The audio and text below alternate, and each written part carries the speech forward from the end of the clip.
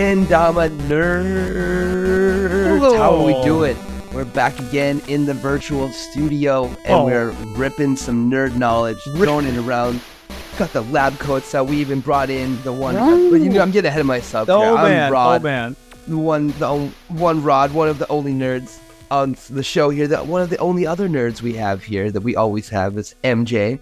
I mean, main nerd, you know, who kicked it off, who got You're that right. nerd snowball rolling, but after that, it's like all the guests that come on just add to the nerd snowball, and it's like that cartoon where you throw it down the hill, shit just grows and grows and grows. Oh yeah, it's beautiful Katamari, baby. Oh my, nice. Connecting with that, I'm over in the JP. It is Thursday, October 19th over here, 11 in the morning. 15th year of Sander for all the true nerds. We're still rocking it. Happy to have a wonderful guest, someone from the Euro scene. Everyone already knows. Yes. You saw the picture and everything. Yes. Our guest today, episode 62, the one and only Dr. Ole Böhl. Oh, what's up, nerds? What's up, Thanks Doc? for having me. Man, it's such a... Doc? Where's my fucking carrot? Yeah, I've been saving it's such that an one. honor to be part of the Nerd Ball. That's a new one for me. Yeah, hell yeah. Dude, that's a new one for us, too. Kind of sounds gross, a nerd ball. Hop in and roll around a little bit. Dude, yes, thank you so much for taking the time in your, I know, busy schedule. You got family, you got, you know, hardcore, like real work. You know, people do work. Everyone's doing work, but like you're on like kind of next level type shit. I even forgot the title. You talked about it in your recent new pro mod announcement. What is it? So right now I'm a doctor or like a postdoctoral researcher. So I did my PhD in the lab for like biotechnology stuff. So biotechnology. Like I would say that I think the real official thing is like technical chemistry, but I did more on the biology side. So it's I would call it biotechnology. Yeah. All right. Well, okay. So what would you call your kendama play style? My kendama play style. Biotechnology. I don't know. Yeah, definitely. Creative technology, maybe. I don't know. Shit. So how long until we can just grow kendamas, dude? I need that biotechnology, you know? Like when I chip my big cup, I want to be able to grow it back, you know what I'm saying? I was just thinking about telling you that like they're made from wood and it's already kind of growing, you know? I mean, you got me there. I can't argue with that. But I mean, look at the, like, I think it was like so early 2012, 2013, like the Musus with like the screw tip and things. Ooh, that's true. Maybe that's already going in the right direction, you know? I see what you're getting at. Yeah. We need to be like replaceable cups, like take a page out of the KDX book.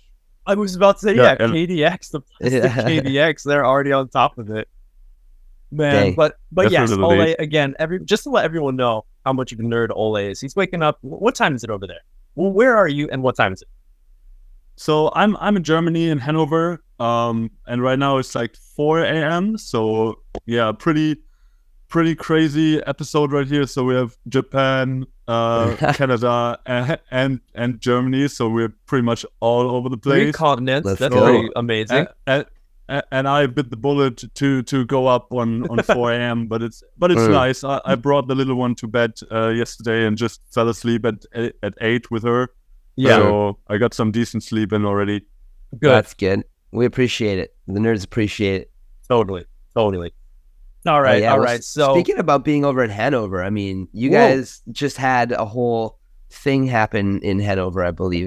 That you've been doing for a few years. Maybe how many years has it been?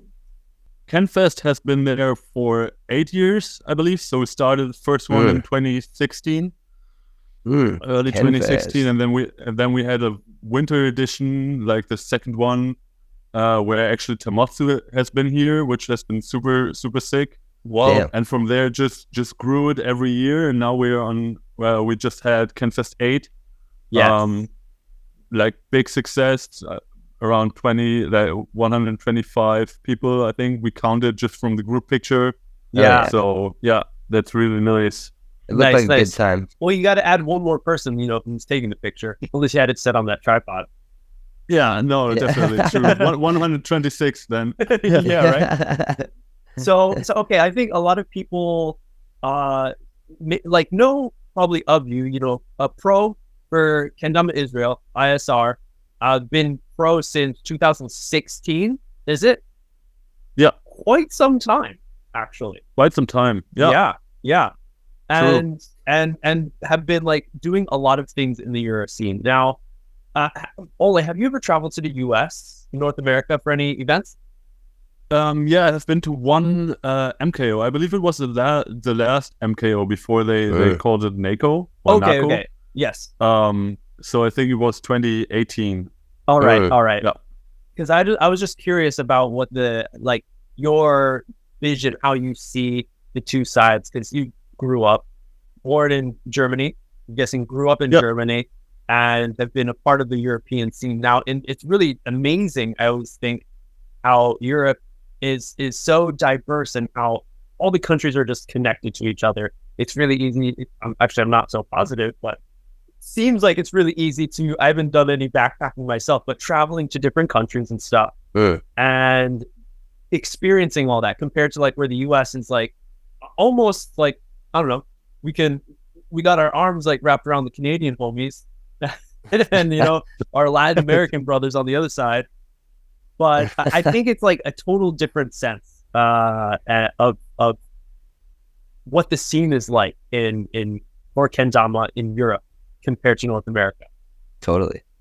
Yeah, right. Definitely. I think it evolved a lot as well. Like from the beginning, it was really small. Like the Dutch people basically started like back in the days, the first to also travel abroad.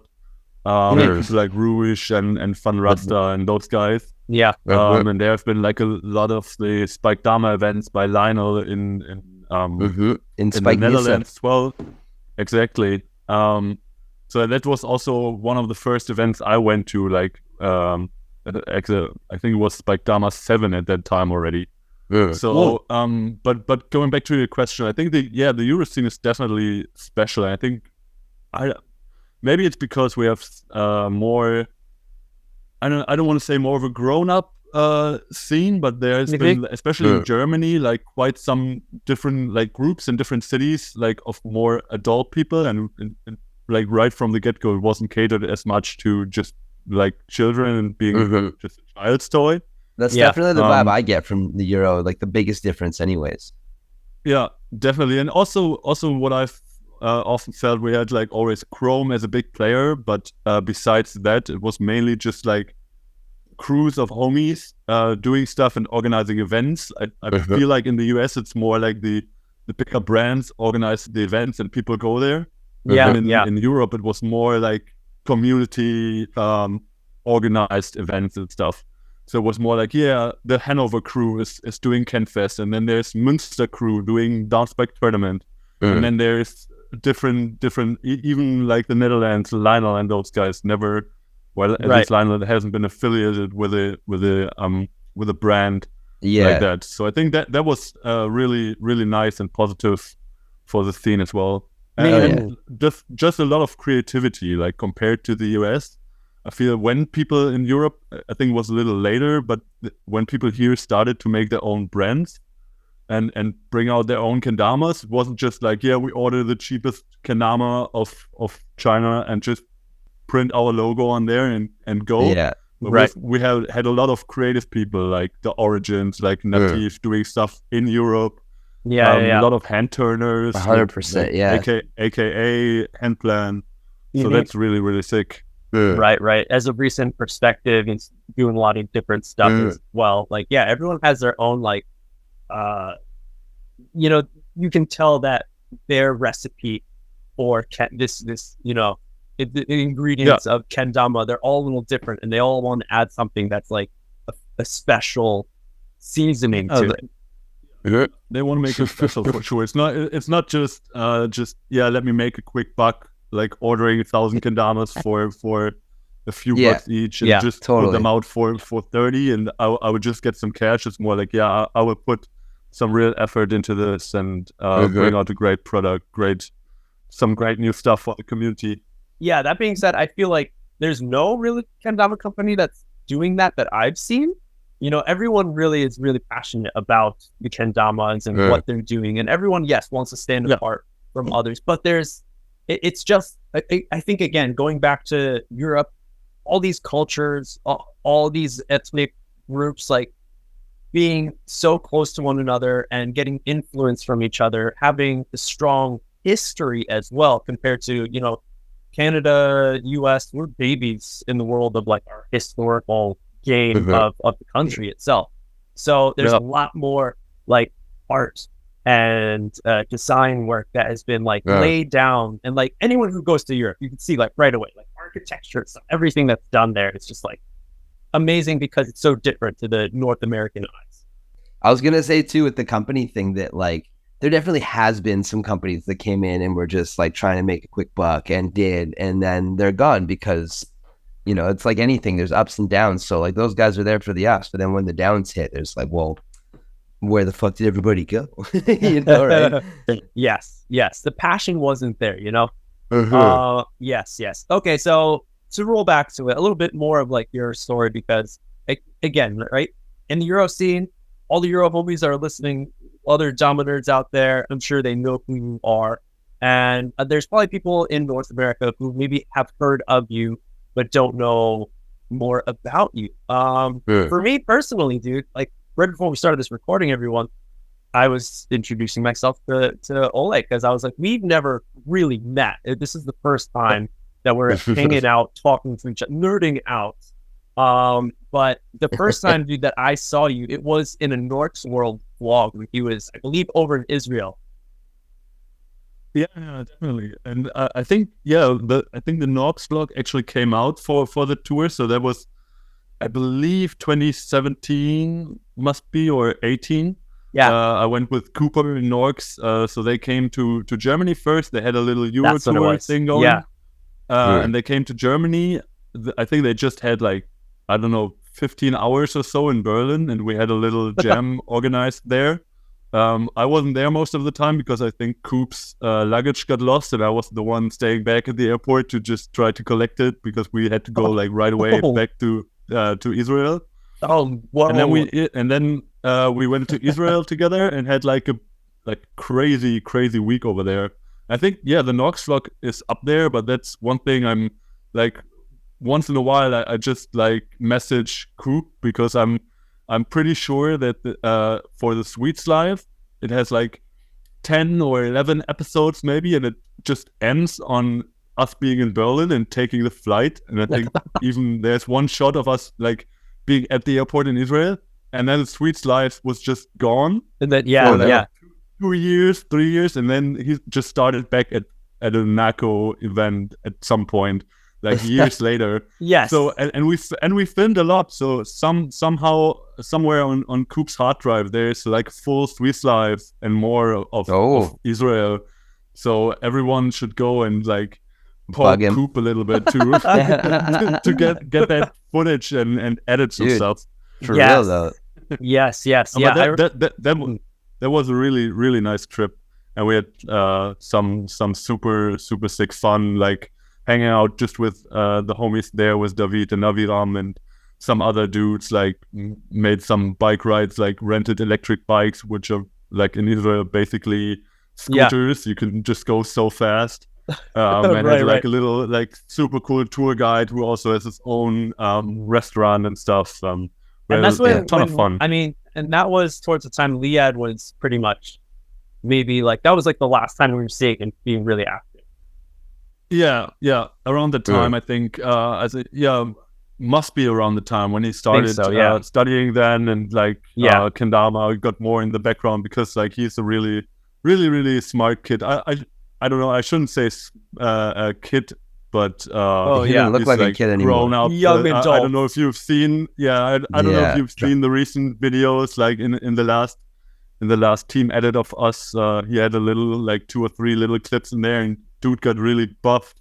Yeah, so, dude, he's got fucking a foot taller since I saw him. Like, never mind. Yeah, It's definitely. crazy. I feel like it's all those kids, like they are so big by now. It's absolutely crazy. So that's what it was. They were just keeping the string really long because they would adjust from their growth, so they wouldn't have to extend it later on. They're just getting this long ass string now. It's hitting the floor, it's rushing. Yeah. But Let me also grow into this string. But even before Leon, there have been like some crazy slayers in Israel. It's insane. Like when I was there the first time, I think 2016. Yeah, it must be like for university stuff, for an internship. And I went to the shop for the first time, and there was jam with like, I don't know, 15, 20 kids. Yeah, and there have been like some mind blown things like for me, because it was still like early in my kendama journey, definitely. And I think by that time I've just traveled to like one international event in Netherlands, and then just seeing those kids like slaying super hard, and definitely a style that hasn't been there in Europe too much by the time, like all those late Ken flips already and stuff like this. And then I remember Wagner, I think he's in the Chrome Yalla movie, if you remember this one, from Torkel and Ballard being in Israel, just doing like super fast spacewalk lines with like those pull up to like late to spike and stuff. Really, really crazy and impressive stuff over there. All right. Yeah. So is that how you got connected with the ISR group? Yeah, definitely. So I knew that there was a shop and a scene, just I think for the first time mainly from the Chrome Yada edit that Ballard put together. And then I was in Israel for a little bit over a month. Not in Tel Aviv, but in Haifa in the north, which has like a big university, and there's like an exchange program between my university and the one over there. And so I was there, and then on the weekends for like some traveling around, I visited the shop, and then just there was Sesh, and I met David, Aviram, those guys, just hang out. And I think it was David, he was just like, yeah, and if you have some time traveling around later, you just hit me up, you can sleep at my place. And that's what I did. Like I think I hung out with him like for 4 or 5 more days after like the internship was over. Classic kendama like moves right there, like not knowing people too much, maybe internet, like you've been messaging or commenting on them, but then it's like, hey, I'm in your area. It's like, dude, I got you. You crashed at my couch, like just hang out. Yeah, for that actually, like I have one story. I don't know if I should just go like already chop it up, but one story for the from the MKO we talked about earlier, like the only event I've been to America, and that's actually a story I don't only tell to kendama players, but like to people that are just interested in, what is this? You travel for this toy? That's weird. Yeah. And I always like when telling about how nice this community is, I always tell the story when I went to MKO. I didn't really know where to stay there, and I didn't have too much money. And I think just in that year in summer, I met the Sweets gang again in Japan, and I met Bjorn for the first time over there. And I messaged him like a little bit like, hey man, I'm coming to MKO, and he was like, yeah, sick. Maybe you can stay at my place before we go to the hotel and stuff. And I got there, and he was nice enough to pick me up from the airport. Only met that dude once, like over there in Japan. Yeah. And then he picked me up at the airport, and we went to a place, and it was like, yeah, actually, we're not staying in my place. I'm just like, a friend of mine is out of town, and I am keeping care of his apartment and also his dog. And we went there, and I slept there as well. And then in the morning, he was like, yeah, man, and also I have to go to work. Maybe here's the key, and maybe can you walk the dog in like an hour or so? So my first day in America, I was like, I had the key to an apartment from a person I never knew, like just another and dude I met once dog. in Japan. I was walking a dog in Minnesota. That's so funny. So funny, yeah. So that's definitely one of the stories I always tell people who are like, yeah, and you know people around, like you know people in Europe. Yeah, I know some, and it's always like you don't even have to know each other that deep to like definitely trust each other and have a connection. So that's little detour from all the Israel stuff. So, but it's right. Yeah, that's totally like I think the thing. Like I'm sure everyone has experienced that it to some degree during events or something, or especially if you're living somewhere, you know. I guess that's near some sort of event that's going to be happening. Like it's just bound to happen. That's what it's all about, mate. That's what it's all about. Right, like truly, and it wouldn't work. Like for most people, it wouldn't work otherwise. Like if you can't crash at people's couches or just like have a mattress on the floor or something. Oh man, the amount of people's houses I've stayed at, like I've stayed at both of your guys' houses. I've fucking been so many people's couches and floors and shit. If it wasn't for all that, man. Yeah. Come on, what it seemed the Sulab floor? Probably what? Oh my god, Crom shop floor. I did sleep on the Crom shop floor actually. There you go. The old one. I slept on the Terra shop floor. Nice. So all you need to do is what? Kusa warehouse and the suites. Yeah, I haven't slept at suites or Kusa. I don't think. I slept at Chad's house. Does that count as the Soul Warehouse? I don't know. Oh, I'll say so. Yeah. You know, the Covington brothers. So yeah. Yeah, man. So that's another thing. Like, just the trust. Yeah, and also like we had like I remember in events in Hamburg, like a little bit north of the place I'm living. They have the Dama event. I went to Denmark for a few editions. They had, I think, 3 or 4 Damaramas in Hamburg. And there was a place from the homies who organized the event. It was packed with people. Like, we have been like, I don't know, 10, 11, 12 people in the living room. Just like 2 on the couch, like 2 on a small other couch. Like one was just on a random chair. And then 3 or 4 people on the floor. It was absolutely insane. But it was, good time. Yeah. Oh my gosh. Okay, so going back to Israel, so you went to school, the exchange program, you knew about the shop over in Israel, and where are they? In Tel Aviv? Yeah, in Tel Aviv. The shop? Yeah. I think Aviram switched places like 2 years ago or 3 years ago by that that time, like now. But there it was still like the old shop, and was like the street wasn't as nice, but was really close to old Jaffa, like all those nice buildings that you know from some of the edits, like nice towers and the sea and everything. So that was really close to that place. Amazing hummus around the corner and everything. Nice. So that's really good. How far into your kendama journey was this? Like, how long have you been playing at this point? So I started 2013, I think in June. But yeah, I think, as you know, it's not really like, in the end, it's not the years, but more the hours. And I feel like, especially in the beginning, it's not even the hours, it's also like who you play with, because I started mainly with my roommate, and we didn't know anything pretty much. So we just like cupped around for I don't know, a month probably before we like then started Lighthouse. And I think at some point we got burned. Like in the beginning, I was so sure that spiking is basically just luck. Yeah, you couldn't control it at all. Yes. And then when we started watching first edits and stuff, and I'm sure we might get into this, like all the OG edit stuff, because I was such an edit nerd. I would download videos to watch on the train and stuff. Hell yeah! What was the first one?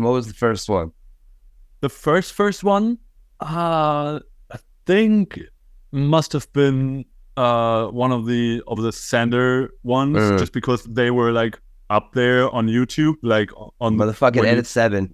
Search, yeah, I think so. And from there, I think Dama Fest and stuff like this, like Dama Fest 2013 is definitely like ingrained in my brain for sure, because there was also like the first event vibe I catched. Totally. Yeah, but going back to the question, I think so. Yeah, 2013 is when I started. We just played for a year, a little bit more before we even met other people who played. Cool. And then in 2016, like 3 years later, I already played a bunch. We've been to like an event in Germany. We've been to Spike Dama once. But yeah, still like small community in Hanover, like couple, like 5 to 10 people maybe. Yeah. And then I think in January, February, I had the internship in Israel, like 2016, early 2016. Okay. Yeah. So there's something that I think a lot of people who get into kendama kind of have connected with, like either it's like this extreme sports kind of background, inline skating, BMX, skateboarding. What did you do in the past? What was it that like made you feel like, oh yeah, I'm down with this wooden ball cup? Not too crazy into like the action sports. By now I'm like I like surfing, snowboarding, stuff like this for sure, but not like crazy deep. A friend of mine, or like the homies from way back, from whom I know kendama, they're like bladers. That's like where I got it from, and just like a random homie bringing it to Hanover and was like, yeah, check this out, and we were like, neat, and just played with it for like a whole night, and then the next day like ordered some online. But my background is more in like, just playing around with all different kind of stuff, like tried out some juggling, and I've did some track and field in the earlier days. So just running 400, 800 meter was like the main thing, like semi to like professional stuff. Damn. And then at some point stopped that because like kendama traveling and everything got more and more, and I didn't have as much time for training and stuff. But yeah. And you're like, this is sweet. I could just stand right here and enjoy my time. Yeah, definitely. Run 400 kilometers. Yeah, definitely. Yeah, how many mosh kami you got in that 400 kilometers? Fucking 400 kilometers. No, you must be really good at the fucking Dama Olympics then, eh? You must be the ringer. Yeah, I can run for sure, but coming with the lighthouse race. You ever do those? Yeah. The lighthouse race where everybody has to pull up lighthouse and you have to run like around something and come back. Yeah. That one, or like the longest swing spike and stuff like this. Yeah, longest lightning drop. I always like the lightning drop one. That was a good one. You're the champ. Of course you like that one.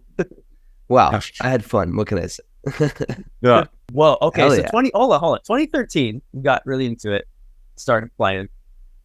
And I found that 2016 is when you became pro for Kendama Israel. So how quickly did you get on their team? And how did you? You know, this is a question a lot of people want to know, of like, how do I get sponsored? People or want to move forward in their kind of Kendama career or connect with a brand that they like or a company. How did you do it? I think like maybe it's a little bit different, like from bigger companies compared to Kendama Israel, because there it was definitely more like the homie vibe and just like hanging out with those guys. Like just started like when I was there, just started filming with them just a little bit, just bought like a couple kendamas because at that time it didn't have as many kendamas as well, so I just bought some. Also just packed a bunch for friends over in Europe, because like still now it's kind of a pain sometimes to order from Israel and then ship and have customs and stuff. So I just bought a bunch of kendamas. I think Aviram gifted me one or two that I thought looked nice. I think we just hang out, and just afterwards when I came back, I made some more clips with all the kendamas, like all the kendama ISR stuff I got.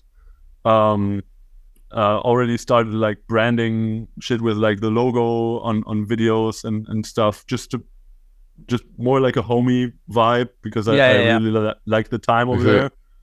And then in late 2016 I went there again, just to visit them, which is really, really cool. Like they were like, yeah, when do you come back and stuff like this. So I went back, and then we started discussing like, maybe they want to start a team really, and they have some players from Israel that Avidam has in mind, and pretty much asked me, or we just discussed like me being like the first international player on the team, like non-Israeli player on the team, and that's pretty much how it got about. So it wasn't really about like my skill level at that time, but more like just the whole vibes and all the stuff I did in Europe, like starting to organize events and just knowing people, socializing. I think that's always been more my role within the team. So I think there's different aspects to being pro for sure, like crazy Tom shredders, crazy editors or videographers, and then just people like me who try to be creative, try to serve the community with like different bullshit, basically. Totally. Bring in the extravaganza every once in a while. Yeah, definitely. Like just funky stuff like this, trying to get people through all the pandemic stuff with online. Like we started the extravaganza online, all that kind of jazz. Since I brought it up, for those of you who don't know, what I'm talking about is the Tio and Ole extravaganza, which began, like you were saying, during COVID. The one I was a part of was the first one. I believe so. Yeah. And so it was like an online game show where they had like Family Feud style question stuff. They had Dama bingo. Did you guys do the Jeopardy thing, that one too? I think the feud, definitely, it was like the Family Feud or Dama feud. We had, and that was really fun. It was really fun. What was it now? I think a few months ago, the 365 Twitch, Sling Shady did the Jeopardy stuff. Yeah, and we were like, I was a part of it. Dude, that's the stuff I want to see. Like it was so nice to see that, because what we did was not like the Jeopardy style, but more the kendama feud. So we had like question for the people, like, all right, we asked 100 people like what stuff you find at a kendama event, and then you could guess, like, and then stuff would pop up, like 80 people said kendamas, and I don't know, 20 people said doinks, and I don't know. So that's and just funny questions like this. Definitely, not necessarily everything appropriate for like YouTube, Twitch stuff, but funny nonetheless. Totally, Okay. So where is this? Because I've heard of it. I've seen a few like advertising like posts that you guys have done. I think for the recent. Was it for KenFest you did it, or the big one was EKO? Yeah. What was the recent one? I think for like in-person things like this, we did one for the KenFest last year, and one for the Baguette Cup in France. That I also was a part of that one. That was sick. Yeah. Okay. That was super sick. Yeah. On the little island, that was such a good one. Yeah. That was nice. Yeah. So it's just creating like a game show style focused around kendama. It's the kendama feud stuff, like those questions, and we also have just a random quiz with like basically just nerd questions. I don't know, who won this World Cup, who was the first one to lace this trick, what edit is this music from, and just questions like this. Well, shit. Do you have any questions open? Can you do a mini version for us right now? Mini version? Damn. Let me shit. You want to take the quiz? You fucking nerd. Yeah, dude. Oh my gosh, I love fucking quizzes. Let me get into my Google Drive real quick to see if that's so funny. Because that is really awesome how because with me too, fucking Kendertainment, like that's the main thing that I want to be doing, providing like a different source of kendama. Everyone knows, like, just as if we were caveman, like, do trick, good, post clip, like, right? We all enjoy that, and that's so awesome. But for those people like me who I don't have like the highest skill level, but I have fun with it. But what else can I provide for the community? What else can I share with everyone? And so 100%. So I think that's so dope. And doing quiz style, I think maybe like one time I tried a quiz here on Damanerds News with the Turner episode, but I'm sure, dude, if you spend some time, it's good to have other chefs in the kitchen too. At this point of creating questions, making something like kind of fun like this. Totally. Yeah, and I think for us at that time, it wasn't like we did. I think one of them I did record, but it was like at some point, I don't know if maybe it's still there somewhere, but I think it was like too big for my old shitty laptop, so I think I just deleted it or something. But it was just like so many random people, bad lighting, everyone in their homes. Like it was more to just have some community sense and just like meet everyone again. Totally. Just hang out a bit, drink, and just have some fun mainly. Okay. But yeah, it wasn't like but we definitely thought about like making this more into a style where you could have like a show and record it nicely. Theo and I discussed if it's like something when all the pros come into EKC and we have like a few days early to just record something there, which would be super sick. So that's definitely an idea we threw around to just record, like have a full day and just record and have then like a full season of episodes. We can hack out there. So that's definitely an idea. Yeah. That's dude, sick. And during EKO live audience. I mean, you've done it before live, right? So the first time it was online. Yeah, I think 2 times we had it online, and then we had one at the Baguette Cup, which was nice. We tuned it down a little bit and made it like more. We picked out people, and I think we did it like in groups. So I think groups of 2 or 3, I believe, just to have more people involved while still having like a decently sized tournament bracket. And then just had different games there. But I found the drive thing, so I can shoot you some questions if you want. Let's dude. go. So I'm more about like you've seen it, but you haven't been in it. You were a contestant, were you? I was a contestant. Yeah. Oh, okay. But there's a bunch of questions I had played a few rounds of Timmy Tama, if that helps. I don't know. Few doinks passed your way.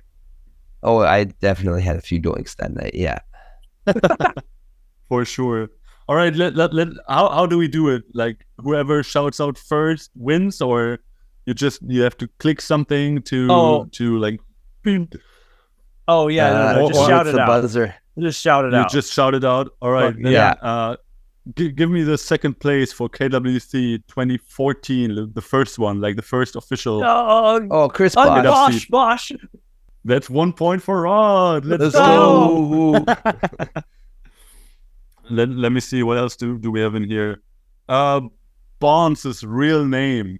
Corbin Stafford. Corbin Stafford? Oh God, what you're like? Oh, that's another one for Rod. 2-0. Nice.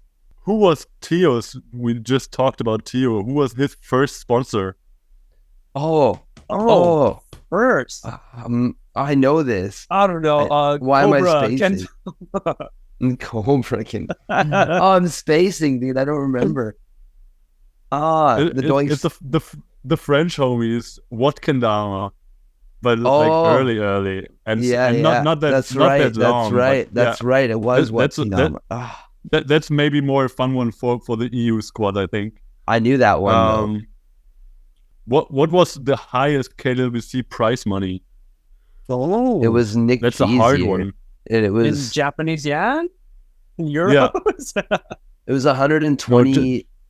120. No, 1,200,000 yen. Right. I think it was 1.5 is what I have. 1.5. Should be 1.5. I think you're right. I was torn between 5 and 2. I couldn't think in my head. Nick casually being millionaire after winning KWC. It's crazy. I mean, he did crush it. Yeah, definitely. I mean, nothing compared to that. What Nonoka getting the Dendama, like your ticket. That's money true, actually. Yeah, that was weird.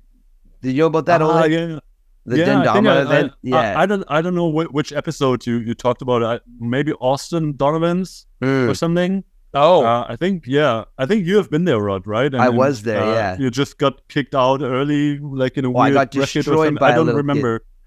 Yeah. Got destroyed by a kid who doesn't play kendama. He plays dama.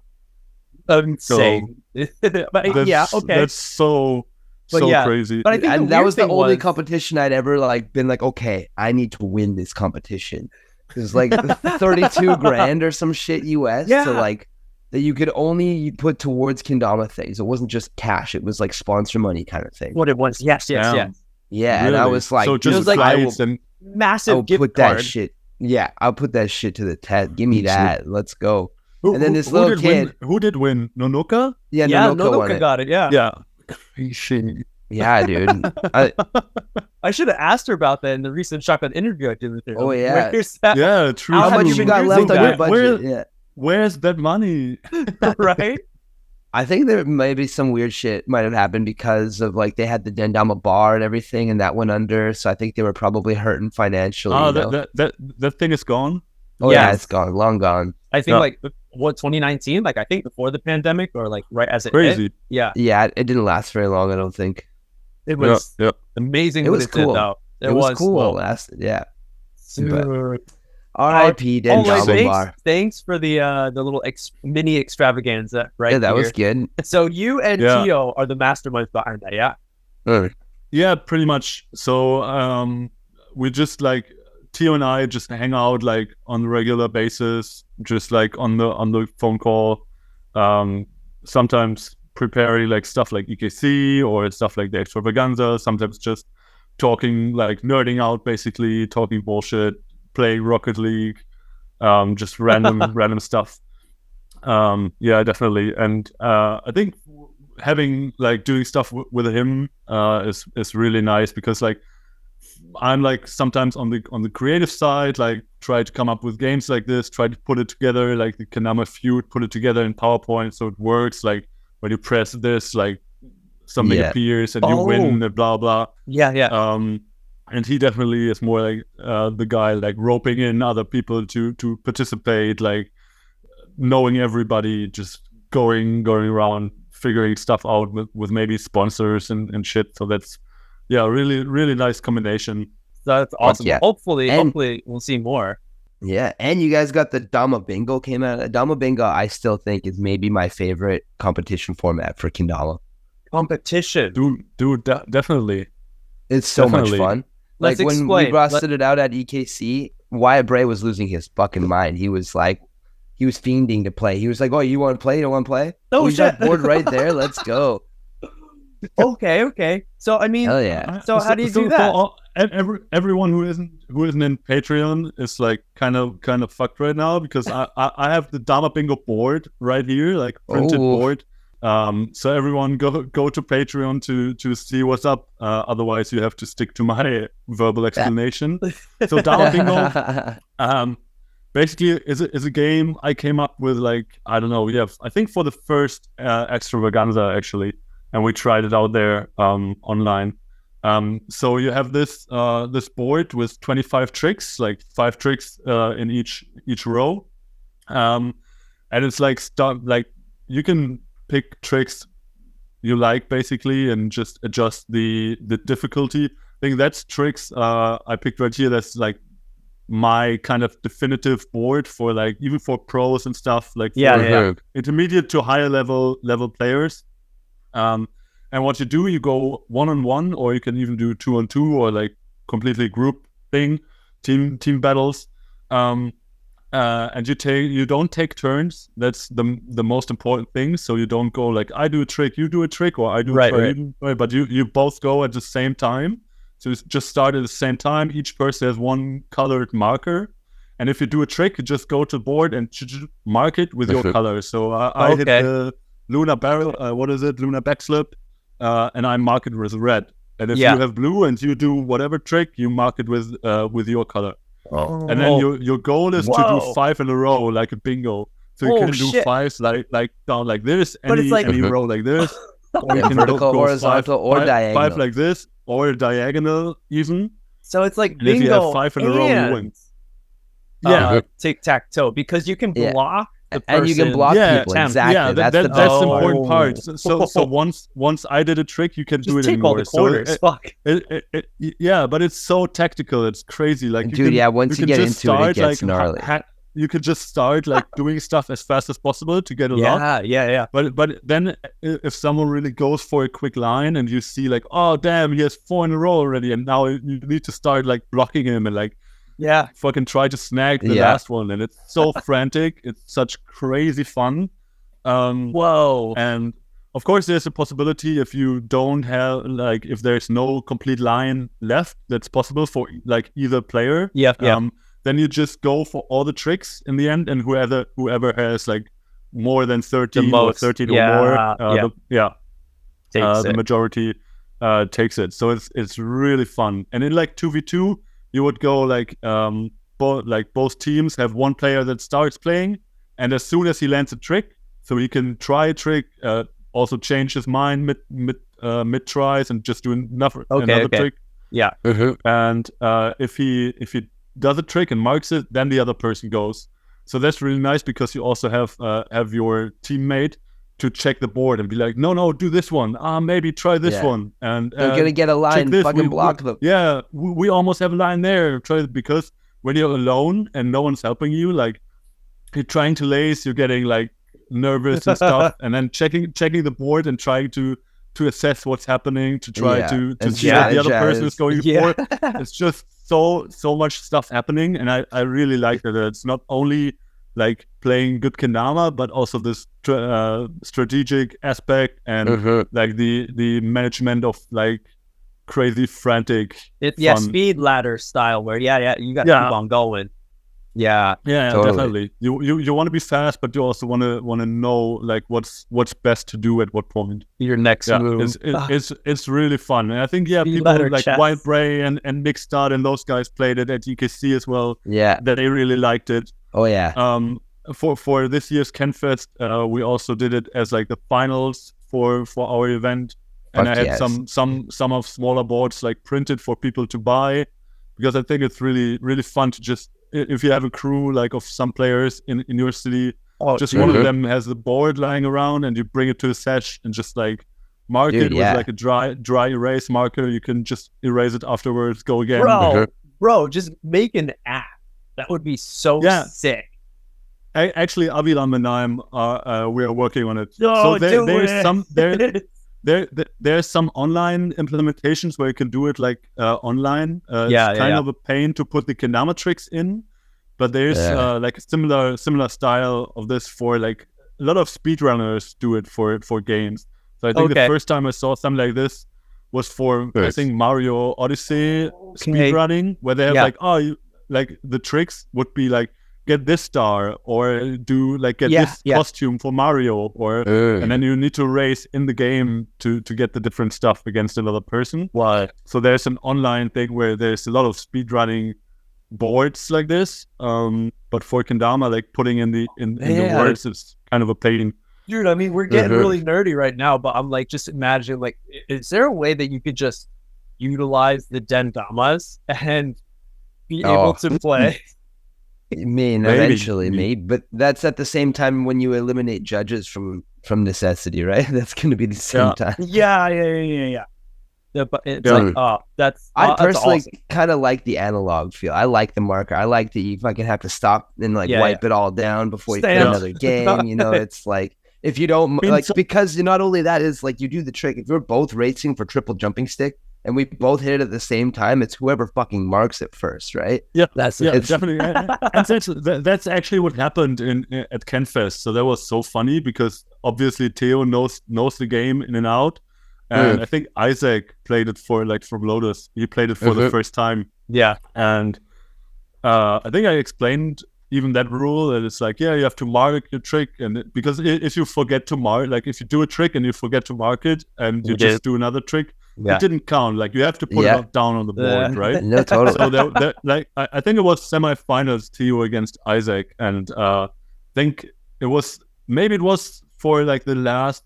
They both had 12 points, couldn't get any rows anymore. It was for the last point or something, and Isaac definitely hit the trick first and was already like celebrating and stuff, and Theo just did it as well and smacked it in, marked it and won. There was such a sneaky move. That's fucking hilarious.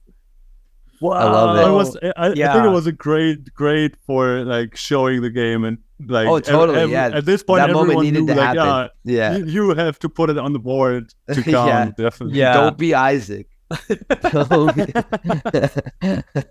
Dude, that is so dope. That's really fun. And I remember like this is the most information I've got of this because Rod's mentioned it a few times of it being like a big fan of what you guys are doing. So I'm really happy I was able to dive in. Yeah. Actually have other people, hear about this because I'm stoked for the future of the growth of this extravaganza.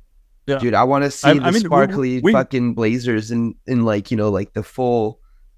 That's what I want to see. Yeah, definitely. I mean, we can put the board up for, I don't know, we can put it up for Patreons. I mean, you can make it yourself. Like you can just like go on Word and just do it yourself. But I feel like people are kind of lazy when it comes to stuff like this. They would rather just download and print.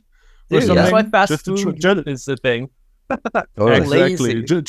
I think just to try it out, just print it. I think we can throw it up there for all the nerds. Oh, there you go. Sure. Shit. Feature exclusive. That'd be amazing.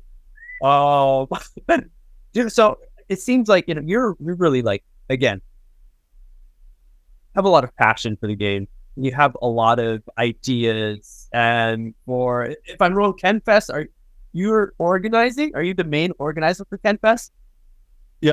So it started more like as a Hanover crew project, but then some people moved away. Like Quincy, for example, he's like traveling all over the place. Too? Yeah. Quincy Jenkins. Like, it's also just an alias. He's Kendama Europe Pro. Yes. So he's always just traveling in his van. Also did like all the New Year, New Edit contests. I was just gonna say that. Yeah. Where he's like lacing and like some dude like walks by him like on like a overpass and he's like, whoa, what's that? Yeah, exactly. Yeah. The homie. He's one of the OG gang members in Hanover for sure. So he started organizing with me. Also Fett, both of you don't know him, no IG, no nothing. But really OG player here. And Baum, so I think us four was like the core group. Also, we started traveling together. And then, some people moved away. Some people like still play now and then, but are not that much into it anymore. So it's mainly me organizing, some of the newer people helping out, mainly at the event with like helping with registration, helping with like counting like the points and stuff after the Ken games, and different stuff like this, like figuring out like Sammy always brings like crazy lighting because he can rent it from his university. Nice. And like speaker and stuff like this. So different people chip in, but it's mainly me like for the pre-event organization and all the figuring out sponsors, putting all the stuff on IG. Printing like the boards for bingo and like the Ken battle cards and stuff like this. So and then MC is you as well. Yeah, me and some, but it's not for KenFest, which is really nice, and that's why we started this format also, because we do like the main event is Ken games all day, or like a few hours. So you just get there, you get your little Ken game battle card. I think I put aside some of the stuff here, but I don't have the card. Like for the past years, we always had some from Gloken, I think from World Cup 2014 or something. I had like because Tamotsu brought them when he was here in 2016, and I had a box with like 1,000 or something. And actually this year I counted them and I was like, that's like 80. That probably isn't enough, so I have to print new ones. So I just like rework the design, put KenFest on there. So you get this battle card, and you also get stickers. And then you just go around, play different people, and for every letter you have to give your opponent a sticker. And there's different divisions, so there's beginner, intermediate, advanced, different colored stickers. So you can even as a beginner, you can go up to your favorite pro and be like, "Hey, can we play a game?" And if you get a letter of him, you get like the pro sticker, and pro stickers are 3 points, intermediate point. Okay. Yeah, so that's really nice. That's a cool aspect. It's really for an event organizer standpoint, it's really easy because you just give everyone their stuff, and then you'd be like, all right, guys, 3 hours. Let me know when it's over. Have fun. I play some games. I'm like doing some stuff at the Kendama our booth, or like we have a bar which like people can go to help out there. So it's just like people going around having fun, talking, and it's such an interactive way of like competition, because you're not only like within your pro group, within your beginner group, but you just meet a lot of different people. You have Ken games, which is like a little bit more talkative than just like an open style where you just stand like on the stage, like super pressured. So I really like that format, and that's why there's not too much MCing. Okay. And then for like later we have like the 2v2 freestyle, which is also really nice to have like a different spin on the freestyle stuff. We can talk about that a bit. And there we have the Kendama Queen from Netherlands, like MCing. So that's really nice. Hell yeah. Bram. Yeah, so this, of course, it's a lot of work. And I know that you also have a heavy hand in the EKC, hanging out with TL. You've mentioned before, you're always talking with him and hanging out. And what's your role there? How do you see yourself? That's hard. I know, like in the going like to the event, or like on the month or almost a year before the event. Prep work, I would call myself more like of a consultant, if you will, because like I have a little bit more experience in Theo when it comes to like throwing events, like and I think for him it's just nice to have someone to talk to and just go through ideas and just throw stuff around, because then you just realize like what you might be forgetting, what might be a good idea for this, which might work. Like just like, how should we manage like food stuff this year? Should we do this or this? And just random stuff, even if it's not related to like the main comp. And then just like discussing ideas, throwing around like the timetable, what I think is reasonable like to put in for the different competitions and stuff for like a time frame. Talking about like the judges who we should hit up for judging freestyle, because that's really important for such a big event. And then at the event, I help with like handling all the stuff that happens on the projector, like all the edit premieres, the countdown shit I put together beforehand, like all the sponsor banners and stuff, like everything that's put up on the big screen. Basically from my hand, and just like whatever comes up, like I always go there by car, so there's just a lot of stuff you can help out when you have a car there, to just bring stuff and people like back and forth, from maybe pick someone up from the airport, or just bring like wait sleeping for their bags lost in the bags. tent. Exactly. Stuff like this. Anything I can help with, basically, because it's like such a big endeavor, like to do an event of that scale. And Theo was like pretty much when it comes to this, like to the organization point, one-man show, definitely carried hard by Kiara, his partner, like biggest shout out I think for her to endure like him like crazy the weeks before EKC, having his apartment full of sponsor boxes and stuff, so she's supporting a lot of their cats love it. The cats are sweet high work on the boxes. Dude, he has the craziest cats I've ever met, though, honestly. Hardest place have to you sleep. stayed at his place again this year? Yeah, hardest floor I've ever slept on. Not the floor itself. The floor is great. It's the cats that are running around, jumping off your forehead and shit. Yeah, I'm not even exaggerating. No, but that's mainly like how I try to support the thing. And then like at the event, there's other people like who help out with like being at the door, like managing the entry, helping out with the EKC shop, which is also like big time Kiara move. And then just like everything, like from the construction, like Rod is always one of the construction workers. That's true. For like building the stage, and a lot of other of the Leiden homies. I'm always the guy climbing the ladder and getting up there. Putting up the big screen and stuff. So we always like renovate the whole place before the event and after. So, dude, that's amazing. And like, with all of your experience of doing these events, because I think, like, as you're saying, having these events are super important for the community to help grow, to not like strengthen the bond of people, bring back OGs, who were maybe like kind of stopped playing, but hey, they want to hang out, light more flames under the young folk who are getting into it and stuff.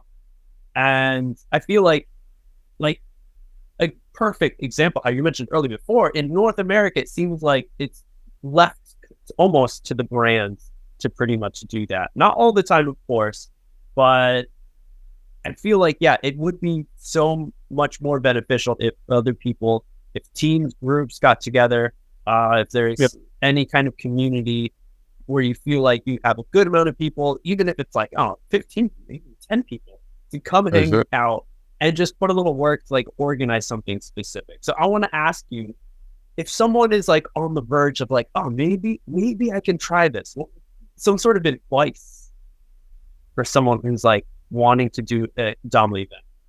Don't try to make it perfect the first time, not even the second, not even the 8th time. Like even KenFest, like the last one now, had like definitely some stuff we can improve. So like if you try to do an event, if you try to get in there, like organize stuff, get people together, don't try to make it perfect. Just throw yourself out there, and just do it. I think people underestimate the huge importance of kendama events. Like I think we all struggled like in COVID times without the events.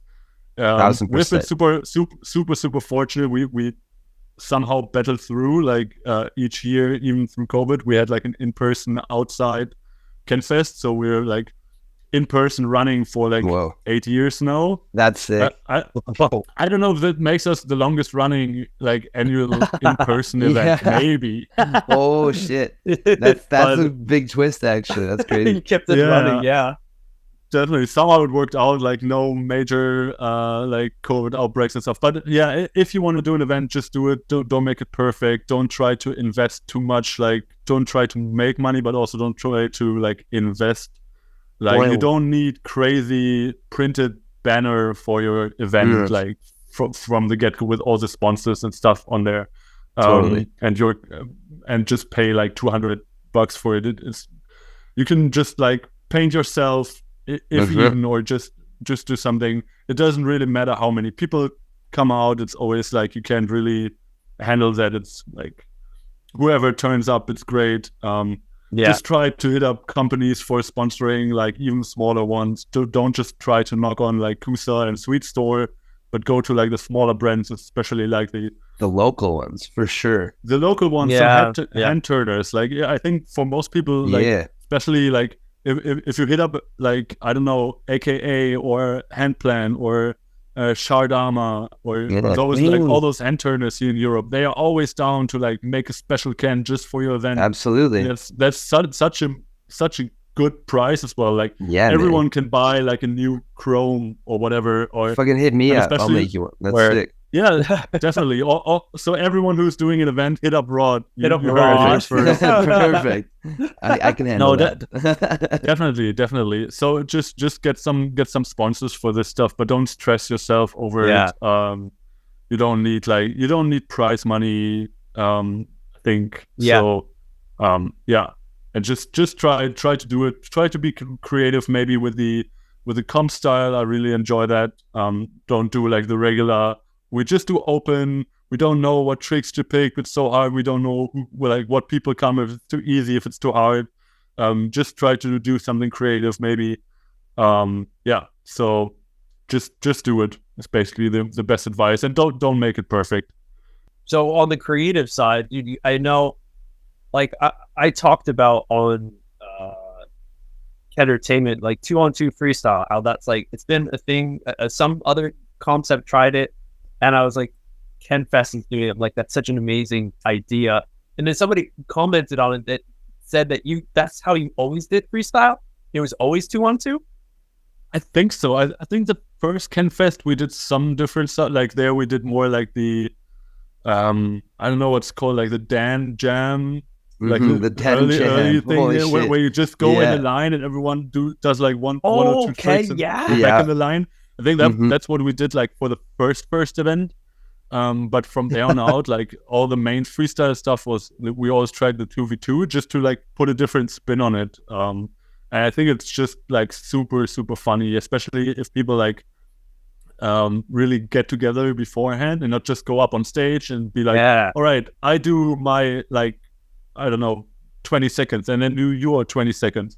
But that can be cool if people really start lacing and maybe do some stuff that somehow fits together. But you can do like people come up with the craziest doubles lines. Like this year was really, really interesting again. Just using one kendama, two people, just making more of a just I don't know, choreography out of it. And it's just like it brings so many different aspects to it. Like if you fuck up, I can jump in and like do some crazy stuff, and I can throw you my kendama. We can do some creative things. So I think that's really just just like such a funny new part of freestyling. That's super sick. So do you have the rule like where you said it's only one kendama per two people? No, you can have two kendamas. You can basically at KenFest you can. I don't care if you take like a jumbo or a mini. Yeah, nice. I don't care. That's sick. Maybe it's encouraged even just to like. So what if I like brought a little bag of like 6 different kendamas and just did like a trick on each one, you know? Dude, you know what I like? If you scooping goldfish, each one of those, like, and like you just scoop the tama and just throw it to your teammate. And he just spikes it and puts it down, and you do this with 4 tamas. That's pretty sick. Instant win for the round, man, for sure. Noted. I'm gonna write that one down for next KenFest. I guess it's really all up to the no, I mean definitely sick. I love that. Rod, who's your pick? Who would be your team member? Oh, fuck. I hadn't even thought about that. If I could have anybody, such a good one. Well, I don't know. That's hard. Maybe from your team? Would you dabble outside? I don't know. I think this year Max won with Isaac. Yeah, he did. So yeah, you already have a Terra win in there. There we go. See, it would be good though. That could be good. I don't know. I feel like there's a few people that I could like really do some funky shit with, you know? One of the people that comes to mind is fucking Chris Jude. He'd be a good one.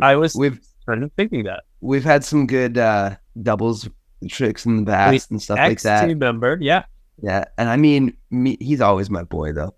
And Misu would be a good one, of course. Me and Misu done some performances together and stuff, so we have like, I think we have like good like chemistry with that kind of shit. Like I could like on the fly like kind of throw something at her and she could probably catch it in a wing, you know? right, exactly. And then just the variety, the difference in your styles too. That's another thing. Exactly, yeah. But yeah, then it goes the other way, you know, like somebody else that's like really string flowing could be sick to someone like Kenyatta, who's a good pick too, because not only is he flowy and techie, but he's left-handed.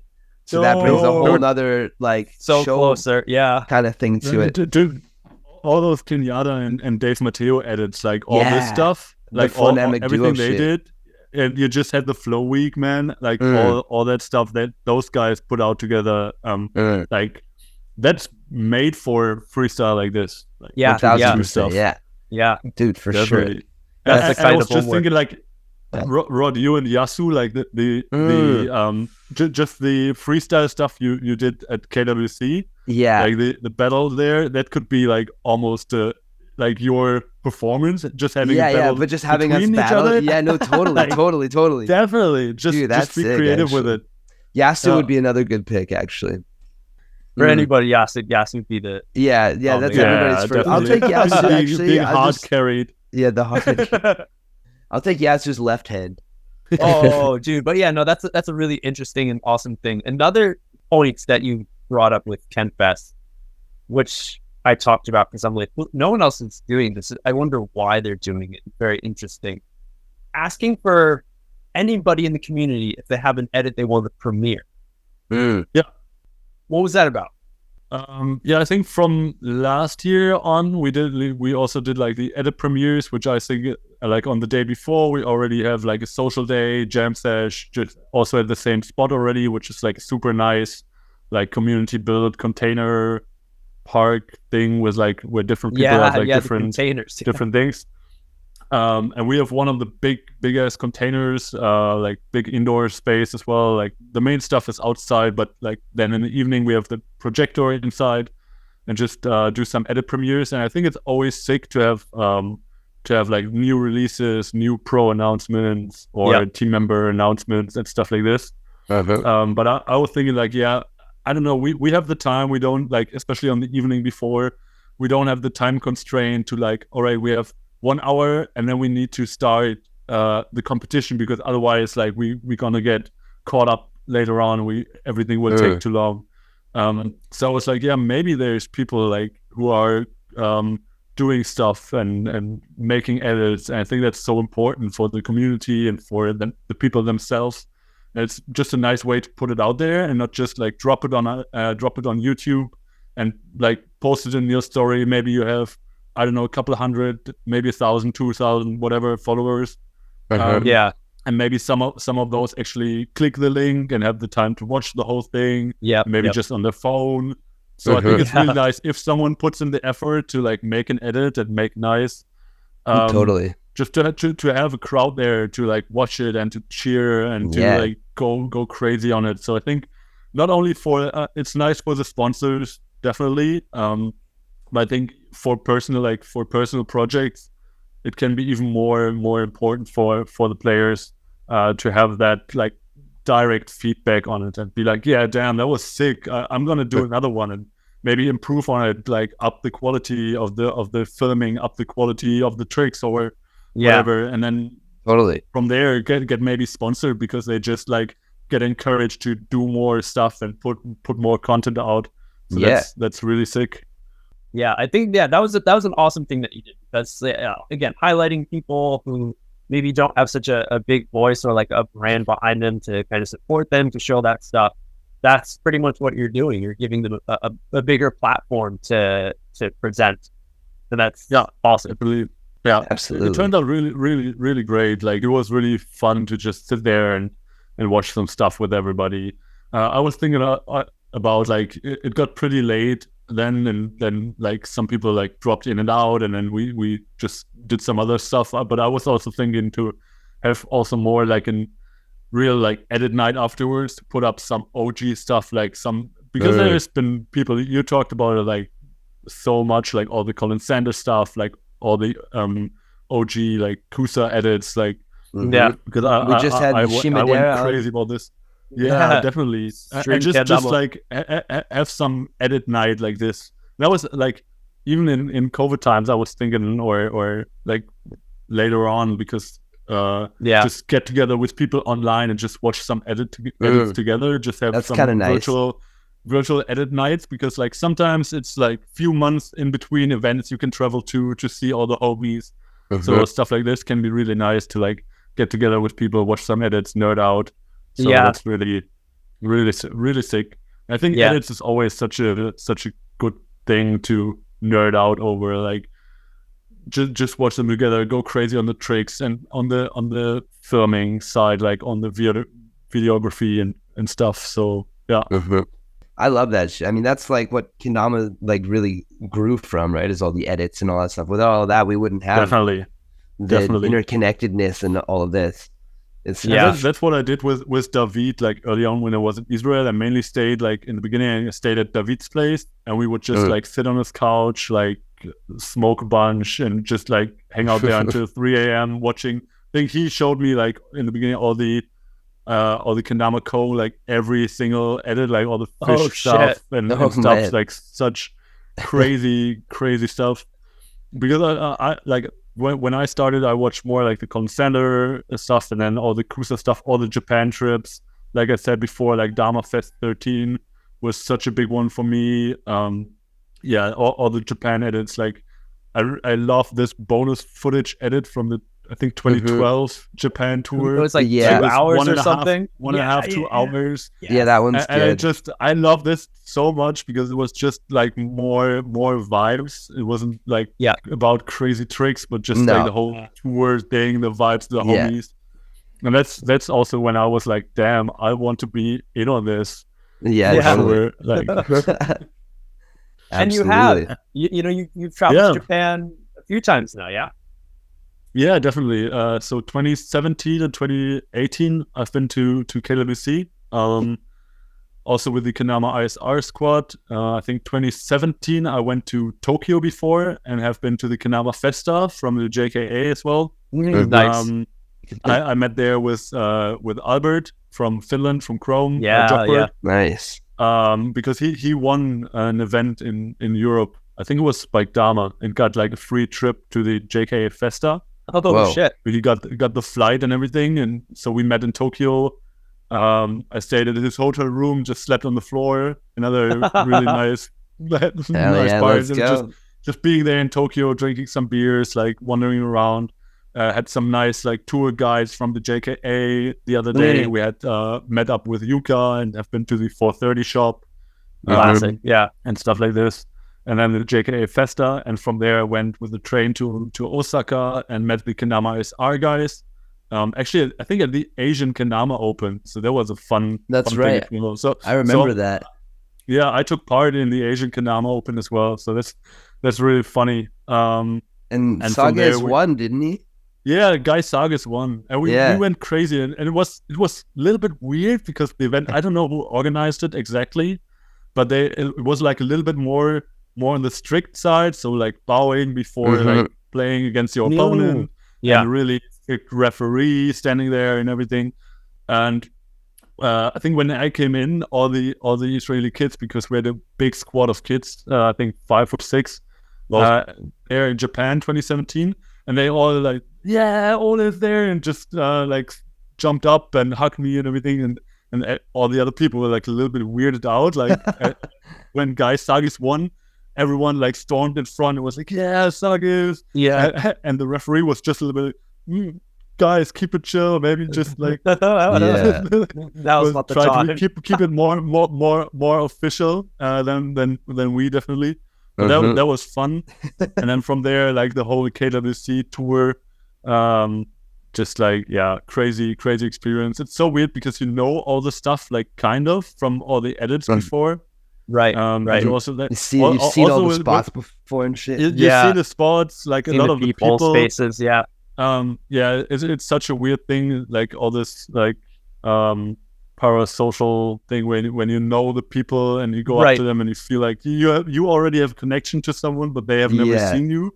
Kind of vibe. You've never heard their voice in person, but you like know this person really well. You're like, definitely. It always feels weird, but I feel like in Kendama I never had like a weird experience with it, like because everyone, all the pros, all like everyone I met is just so approachable and just nice and friendly and like so never had a problem with that. And just the whole KWC vibe. I think Liad crushing it 2017 like was really, really, really good. Such a good experience. Yeah, you got like third that time. Yeah, I think so. Yeah, I think he did get third. Yeah, because he had a check, didn't he? Yeah, he got third. Yeah, definitely. So and KWC I feel like is just such a good Japan experience because for Kitchen Flow, for example, you just mainly stay in Tokyo. Mainly, it's a different just vibe. That is that weekend mainly. And with KWC, you get more like also the trip, the Miyajima Island, seeing a little bit more stuff, like it's a little bit longer. I think it's still too short. I think 2018, I've been there mainly just like coming a few days before the KWC tour and like left right away after. Which was a bummer because just not 5 days, so much time more. was like, not too much time with university and all that stuff. I think that's sick what people did this year. Like there's been a really nice group like traveling to like Mises Island and stuff and really doing a lot of shit beforehand. So that looked so amazing. Just seeing more also of the countryside and crazy nature. So I think that's and for that I think KWC encourages like traveling around a little bit more. So for me, which is interesting because it's like the Gloken had the tour package before, and I think that maybe kind of like restricted people to like join it, not restricted, but had people join it, and then you had to be pretty much a part of the tour. That was now, the trip. Since it's gone, then you have these other side trips that can be done. Maybe. So it might be, I mean, shit, I always just did both personally, but I mean, I get it. Not everybody has the time. Yeah, and I would hang out for like it's more a time weeks. thing. Yeah, definitely. And also I think for someone coming in like who never been there, who doesn't know people as much, I think still with kendama it's like easy to get to know people, but you still have to know like who to hit up, and in Japan it's also the language barrier for sure, which can be hard. But I mean, there's been like one of the guys from Germany this year, Gregor, who has been traveling with you. That's really sick. Like he already booked flights back. He wants back already. Nice. Yeah, I heard he told me he maybe wants to study in Japan. So that's really really really cool. Oh yeah, we had a good time. Definitely. Actually, it was great. It was cool having Gregor there. I always end up being everybody's tour guide because I fucking have been there so much and I know everything. So I speak Japanese, so I'm always just like, follow old Rafiki. He knows the way. You know? Get a fucking stick with a flag, dude. Exactly, whapping him on the head.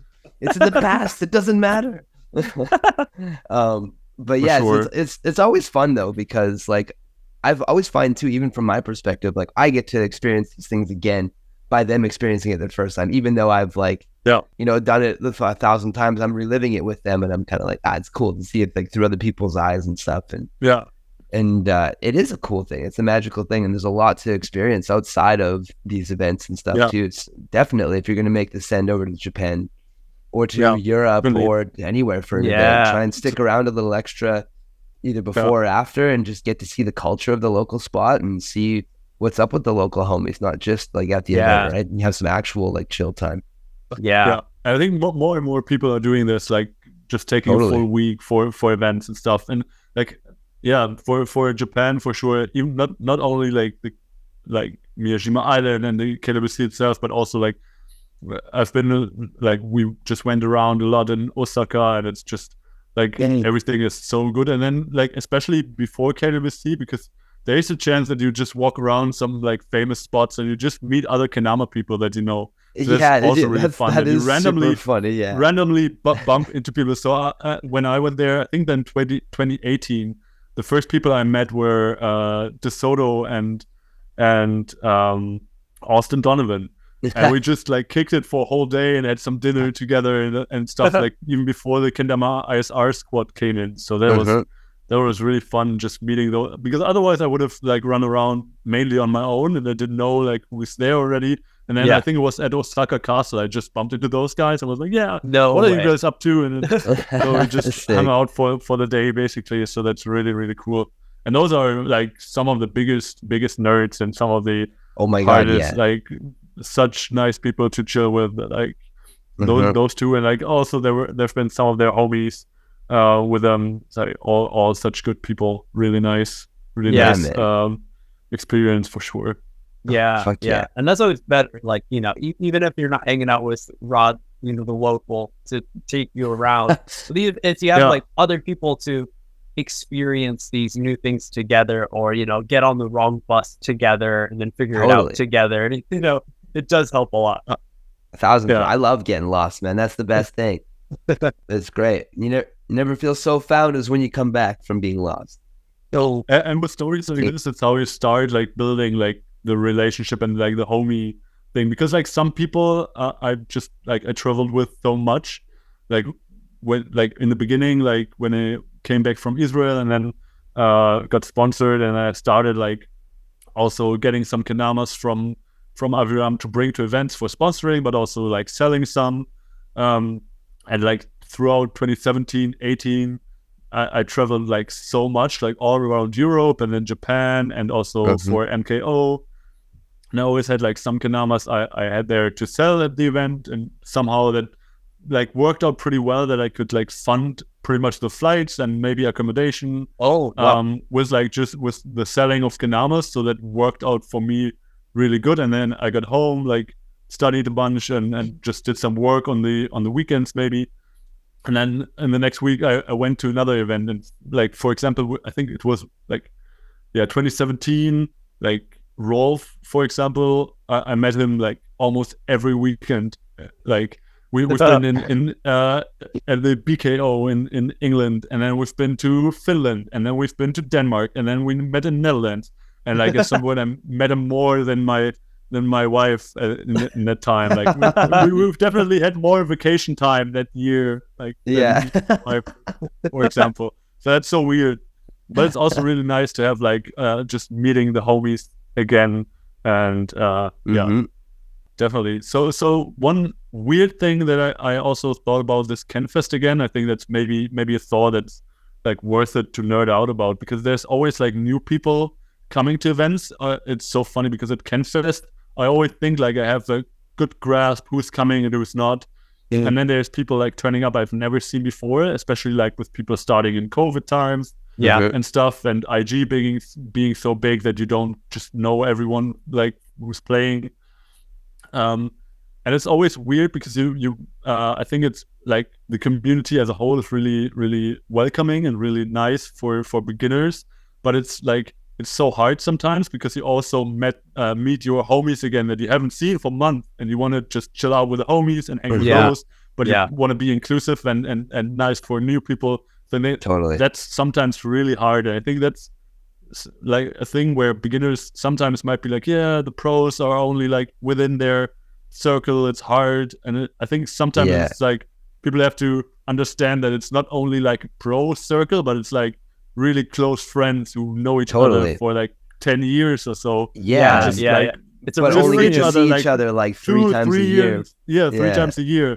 And it's like, sometimes it's just so hard to talk to everyone at an event. It's impossible, man.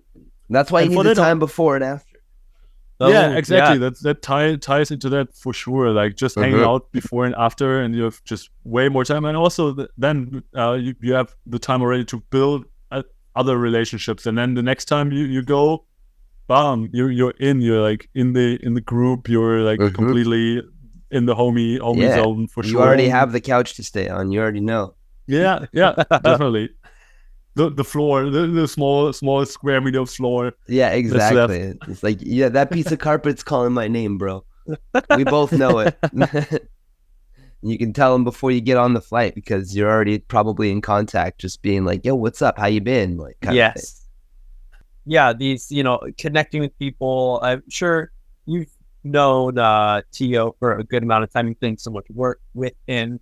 I remember, I believe it was the COVID Pro episode we did, where we had Josh, Tio, and Adrian on, and he was talking about getting in your car, Ole, and having like COVID samples right next to him.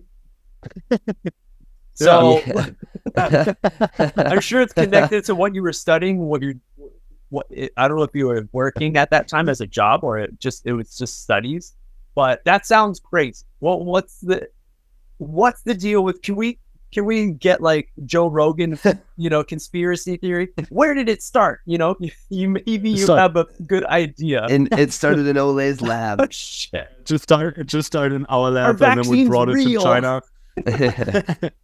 No, so my university. That shit's crazy.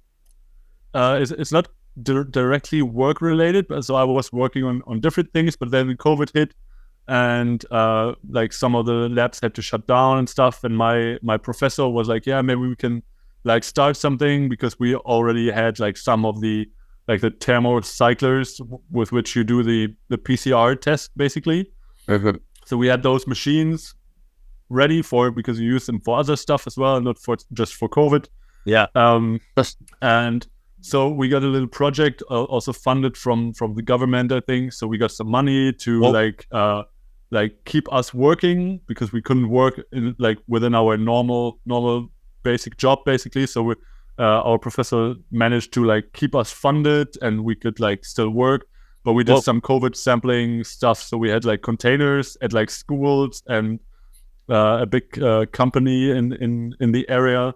and we just took like COVID samples from like the children from the school and from the employees of the company, and just did like a study on like COVID distribution basically. And my work was more so there was people working in the container doing all the swabs, and there was people in the lab doing the PCR. Yeah, and I was on the logistics side and like ordering different stuff, and also having a car and going back and forth, like collecting the samples and bringing them to the lab. And that's like was around the time that we had the one KenFest, and I had the car, which was super nice. So I had like a work car, and then used also for getting stuff to KenFest and picking up people like Theo.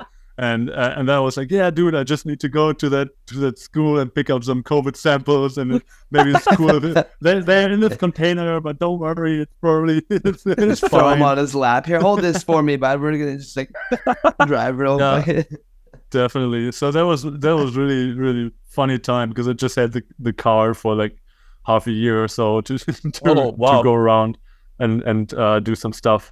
And I think there is a study somewhere out there from this. It was a little bit weird because it was mainly around the summer, where there wasn't too many cases in Germany as well, because like the real crazy outbreak was then the following winter again, when the numbers really skyrocketed. But it was really really interesting to work with that. And especially, like, I remember, again, when we were talking about it, was in the middle of all the shit, the pandemic and everything. Yeah. So everyone, there's still a lot of questions. And I'm sure, in being on the outside, no sort of, like, scientific research background, just be like, wait, what the fuck's in there? Like, well, can I? No, like, we're double masked me. Like, I don't know. Yeah. But for us, it was a really nice project, because we also got tested like on a weekly basis. So that was really, so that was really nice to just always have like the test certificate and everything. You always knew everything is good, and you always has like a little thing with which you could go to like a restaurant or something. Okay. Sports stuff. Interesting. So maybe really being so close to it made you like not prone to it, but like you had more safety. I had it 2 times though, so I don't know. They say keep your friends close, keep your enemies closer. Or even inside you. Yeah, definitely. Yeah. Oh man, Ole, I have a completely unrelated question for you. That's way out of left field. Please. If there, in a hypothetical, crazy, horrible universe where there was more than one Tim, how many Tims do you think you could lift? Just lift or like beat in lift. a fight? Oh, I beat no fight. You know what? Both. I want to know both. Like, I don't know how heavy is Tim. I don't know. He's got to be like fucking 10, like 100 pounds like, tops. Like all lift together, or I just stand there and you just put them on top of me. Like I'll help you out. I'll stack them up on top of you. Yeah. I think then I could handle like 4 or 5. Dama stacking, Tim stacking. Yeah, Tim stacking. Yeah, Baka stacking. That little guy, dude, I miss him so much already again. Right. Fucking Tim. For those of you who don't know, Tim's a little French guy from France. He was on Native. Yeah. Now he's on Origins Protein. Origins, yeah. Ripped it live on TV with Theo for what, like? Yeah, at the French Got Talent, something. France Got Talent. Mm-hmm. Definitely, and that's also one of my favorite edits. Like, was shot during that time. I think there's some of the France Got Talent stuff in there, like to stay on your tablet. Oh yeah, that's I don't know if you guys. Oh yeah. That's some edit homework for sure. Just absolute nerd homework. If you guys haven't seen Stay on Your Tablet, stay on your tablet. It's like a 20-30 minute thing. Was that released on the Native channel? I think on Native channel should be. Yeah. I think so. So that's really, and it's such a good one, like crazy homie vibes, because basically GT just followed Tim for like a whole year almost, for like different events in Germany and Austria for the Origins shop opening. Wow. For different events, like been to Paris, been on the rooftops there, some crazy footage. And then I think everything ends like in the France Got Talent thing. And the funny thing is like why it's called Stay on Your Tablet, because one of the judges actually was like one of the France Got Talent judges, like looked at the stuff they did on stage. Theo and Tim like really killed it, and he was like, yeah, I think that toy looks kind of stupid. Like I think my kids, I would rather have them like playing with their iPads instead of like playing with this like nice coordination, hand-eye coordination, balance thing. Like it was like, I would have my kids rather play on their tablet. And then they call the full edit like Stay on Your Tablet, which is such a good name as well. It's so good, man. Yeah, that was fucking you have to watch that if you haven't seen it. Go fucking watch Stay on Your Tablet. I think I watched it like right when it dropped, and and then when you're done with that, for extra credit, go watch Penguin Guy, because that one's a banger too. Tim, right? Basically all Tim edits at that point. Like I feel like those guys, like the Native crew, just put out like a lot of credits to GT, like the filmer, videographer doing a lot of stuff now for like freestyle skiing and mountain bike and stuff, like crazy with a drone. And he just like the level of quality of his work is just insane. So everything they put out, like even they did some like for the Mew Musu stuff, like some small like 1 minute commercial kind of thingy.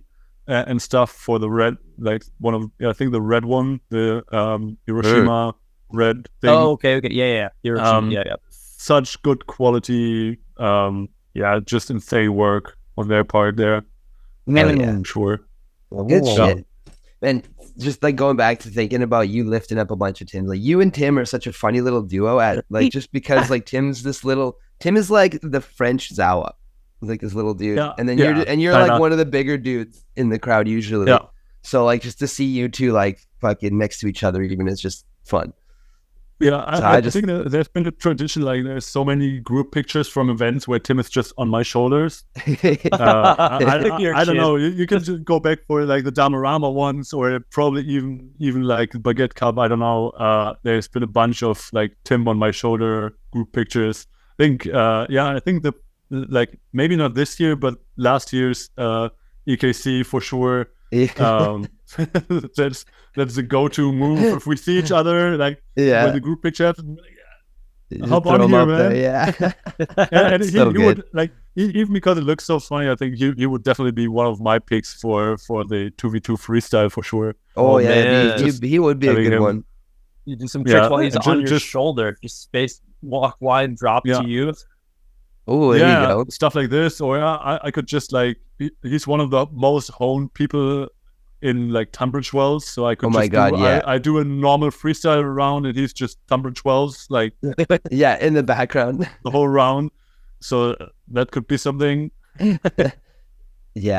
don't think anybody does Tunbridge as much as him. It was him and Bonds, right, who did it, like the double trick Tunbridge Bird. Was it? Like, I vaguely remember that. I remember Bryson doing some ridiculous version of it too. Yeah. But as a double trick, it's just so nasty. Yeah, it's a lot. And then I think in the end they did like the no look fall, like the no look in from the pin from the bird. And I fucked that one up like 5 times or so. That's so funny. Fuck. But yeah, so going back to Tunbridge Wells, I've talked about this on the Nerds a bunch about how I have the shower Dama, thanks to you, Ole, since you had your shower Dama. So I got to know, have you hit Tunbridge in the shower yet? No. Dude, I was so close, like about a week ago. Really? I got to I missed where did you Earth turn. I missed the Earth turn, but before like the set of Earth turns, like the very last sequence.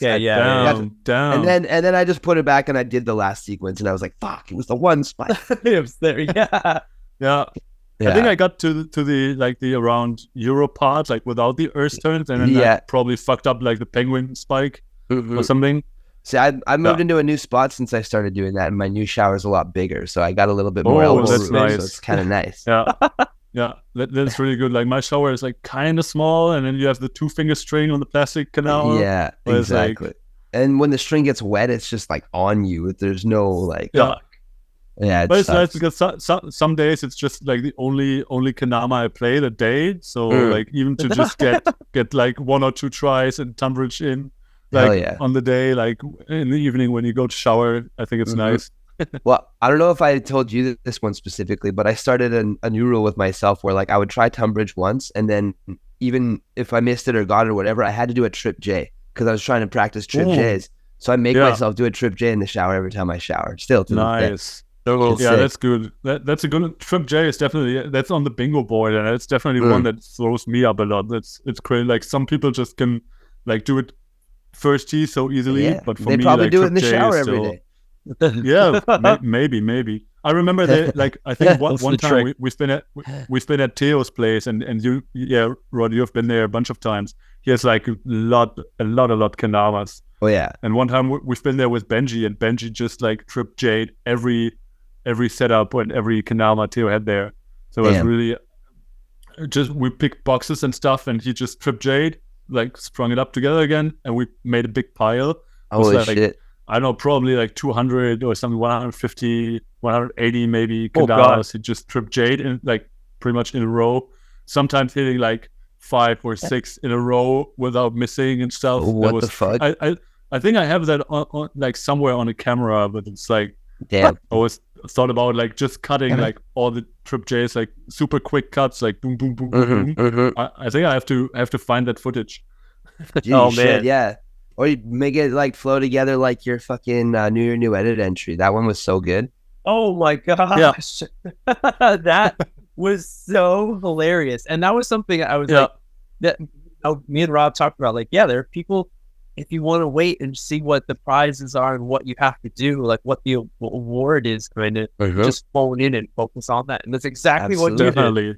Well, I'm trying to get them out as quick as possible so you don't have to wait, for the record. Yeah. But, you know, it's hard to get all these nerds together to give me answers and shit. Yeah, just running after people. It's always the same. It's always the same. That was really funny. It wasn't really like I want to win this. I want to snag some prizes because I don't know if they sent some by now. I think I got the sweets like whirlwind thing. This whirlwind warrior, yeah. Yeah. Did you not get exactly. one? I'm flying to Sweets' house tomorrow. I will give him shit if you didn't fucking get it. Yeah, give him some shit. I think there were like 2 people who did that, including you. There was somebody else. It was called Oops there All was one Whirlwinds. Yeah, exactly. He did some way more nice stuff, like some everything was whirlwind some tricks, inward triple stuff. Yeah, it was an early edit. Yeah, but I don't think he drank like 2 beers throughout it. But you did 69 Earth turns, did you know? Yeah, I did 69. Right? That's a fun fact. That's like a little Easter egg. I did 69 just to be funny. 69 whirlwind. Oh man. No way. That was I had no idea because I didn't count them or nothing. And wasn't it like you missed the last one or something? I don't know. I can't remember. There was some cheeky little like nod to it. Yeah. I think I did more for sure because I didn't know how many I need to fill like 2 minutes. Yeah. So I just like stood there at the speech and just did a bunch. How long did that session take? I really suck at whirlwinds. Like at some point, like gyro spikes, for example, got way easier for me than whirlwinds. So if you would put me on a line, like with a trick I would do, like, and otherwise if I don't hit it, you would kill me. I wouldn't pick whirlwind, like for damn sure. So, but I think like during that session, I really got a lot better at it. So if you want to get better at tricks, film and edits like this, I guess. So maybe like 2, I don't know, like 1 hour, 1.5, 2 hours max.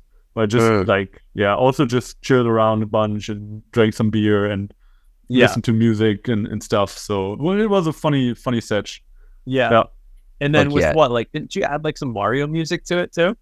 As the Wii theme. The Wii theme, the classic. That's the classic extravaganza music as well. Like, we played that also at KenFest. Like, we had a little after party with like a Timmy Tama tournament. Like the most played song at Europe Kendama events by far. Maybe, by far. Maybe. Yeah, that's really the vibe, like, of just stupid games, basically. It works well. I like it. I enjoy it. I think it's a good little background tune. Yeah, definitely. Oh my gosh, I'm happy you brought that up. I almost forgot about that one. I didn't have that on my notes, but yes, I do remember that when all of the edits were done and out, and there were Sweets going through and watching them all, and then he's like, "Wait a second, is he only doing whirlwinds? Yeah, I really, and that's a funny thing, like with picking like the sweets, winner thing. Yeah, like, what's it called? Like the award. The award.